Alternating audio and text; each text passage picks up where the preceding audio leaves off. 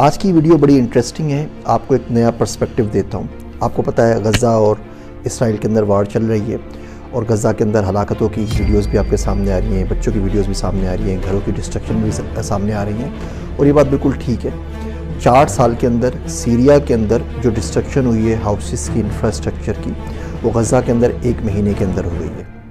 फिर रिपीट करता हूँ कि 4 सालों में सीरिया में जितनी तबाही हुई है वो गज़ा के अंदर 1 महीने के अंदर हो गई है। तो ये तो इसकी एक साइड है। लेकिन अगर दूसरी साइड के ऊपर देखें तो इसराइल को इकोनॉमिकली इस वार का जितना नुकसान हो रहा है, फ़लस्तीनियों का उसका 10% भी नहीं हो रहा।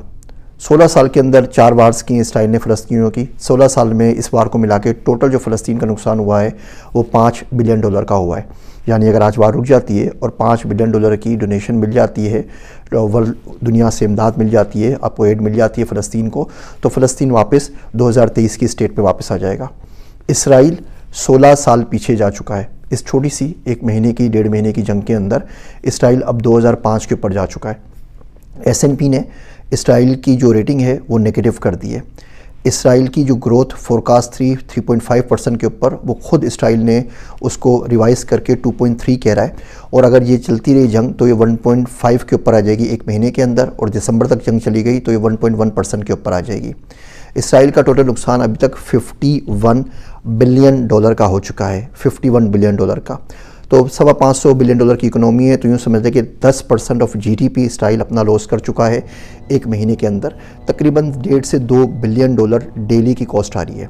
11,000 फ़लस्तीनियों को शहीद कर दिया है। एक फ़लस्तीनी, वो छोटा सा बच्चा ही क्यों ना हो, वो इसराइल को कम से कम $5 मिलियन का पड़ रहा है। इसराइल के महीना हो गया है, फ़्लाइट्स कैंसिल हो रही हैं, कोई 33% से ऊपर इसराइल की फ़्लाइट्स कैंसिल हो गई हैं। तकरीबन 3,000 फ़्लाइट्स होती हैं महीने की, वो कट होकर वो तकरीबन 1700-1800 रह गई हैं। तो 33-40% से फ़्लाइट्स इसराइल में बंद हो गई हैं। महीने भर से इसराइल के स्कूल बंद हैं, महीने भर से उसके जो ऑफिसेज़ है वो बंद हैं। 3 लाख जो उन्होंने रिज़र्व मिलिट्री पर्सनल्स को बुला लिया है। एक तो 3 लाख उनका जो खर्चा है वो है, उसके अलावा 3 लाख रिज़र्व फौजी जो थे वो कहीं ना कहीं काम कर रहे थे, तो उनकी वजह से जो प्रोडक्टिविटी का लॉस हुआ वो अलग हुआ। इसराइल के पास पहली लेबर शॉर्टेज चल रही थी, उसने 15,000 फ़लस्तीनियों को एम्प्लॉय किया था, उन सबको भी नौकरी से निकाल दिया है, तो उनका तो माली नुकसान हुआ, लेकिन लॉस प्रोडक्टिविटी का जो इसराइल को नुकसान हुआ है वो अपनी जगह के ऊपर है। तो फाइनेंशियल कॉस्ट अगर देखें तो इसराइल 16 साल पीछे जा चुका है। तमाम तर इमदाद मिल रही है, उसके बावजूद उसके जो बॉन्ड्स हैं उसने अपनी वैल्यू ख़त्म कर दी है, स्टॉक्स उसके नीचे गिर गए। करेंसी कोई 8% डिप्रीशिएट हो गई है इस 1 महीने के अंदर। न्यू स्टाइल शेकल NIS या जो ILS जिसे हम कहते हैं, वो 8% अपनी वैल्यू खो चुका है। तो अगर ये वार चलती रही 1, 2, 3 महीने और चली जाए तो इसराइल को आराम से अब 20 साल पीछे फेंक सकते हैं।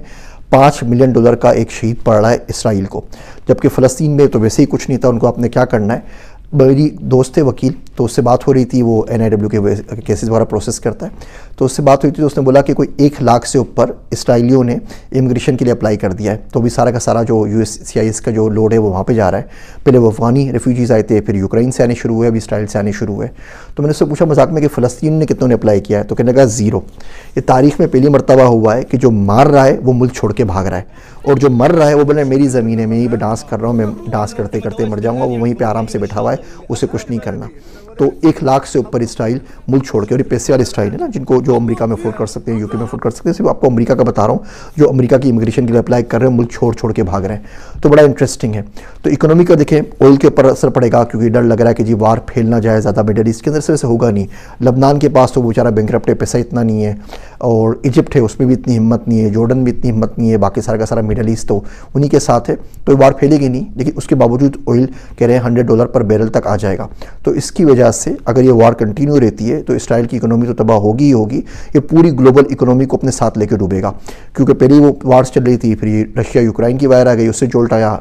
अमेरिका के ताल्लुकात वैसे अच्छे नहीं चल रहे, चाइना के साथ, इंडिया के साथ भी कुछ ना कुछ रिफ्ट चल रही है, और अब ये प्रॉब्लम सऊदी अरब से भी लड़ाई चल रही है बाइडेन साहब की, और अब ऊपर से इसराइल वार आ गई। तो अगर ये वार कंटिन्यू रही तो इसराइल तो डूबेगा ही डूबेगा, साथ में ये पूरी की पूरी यूरोप और अमेरिका की इकोनॉमी को भी लेकर डूबेगा। इसराइल वार के बहुत बुरे नुकसान उठा रहा है, और अगर इस तरह कंटिन्यू रहा तो वो बड़े आराम से पीछे हो जाएगा। तो फ़लस्तीनी ये वार ख़त्म होने से पहले जीत चुके हैं। अगर हम इकोनॉमिकल टर्म्स की बात करें, देखिए बिल्कुल मैं रेशनल बात कर रहा हूँ। जो बच्चों का नुकसान हुआ, जो जानों का नुकसान हुआ अपनी जगह, और उसे बिल्कुल नहीं होना चाहिए।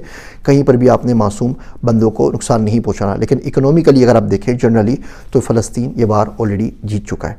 तो इन नंबर्स को पढ़ा करें, इनको देखा करें कि दुनिया की मार्केट कैसे चल रही है, स्टॉक कैसे चल रही है।